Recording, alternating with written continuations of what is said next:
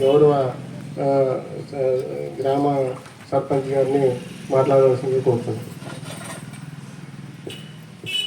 వేదిక అలంకరించిన ఎంపీపీ గారికి, మన ఎండిఓ గారికి, ఈఓ గారికి, గద్దల మల్లయ్య అన్నయ్య గారికి నా హృదయపూర్వక నమస్కారాలు తెలియజేస్తున్నాను. సర్వే అంటేనే ఇంట్లో ఎంతమంది ఉండారు ఏంటి అని ఆధార్ కార్డు నొక్కితే చాలు వాళ్ళకి ఎంత ఆస్తి ఉంది ఏంటి అని కూడా గవర్నమెంట్ తెలుసుకుంటుందని ప్రజలందరూ కూడా చాలా అపోహపడిపోయి వాళ్ళు చాలా బాధపడుతున్నారు.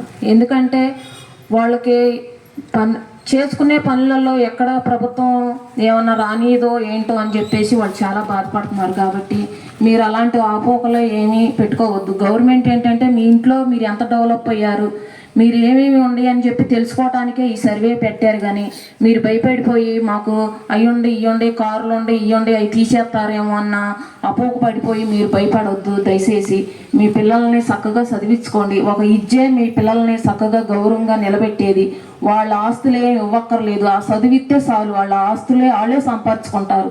ప్రతి మనిషికి కూడా ఉండాల్సింది చదువే. ఆ చదువు ఉంటేనే మంచి సంస్కారం ఉండిద్ది, మంచి పిల్లలు బాగుపోతారు, మంచి ఉద్యోగాలు సంపాదించుకుంటారు. గవర్నమెంట్ కూడా మనకు అన్నీ అందిస్తూనే ఉంటుంది.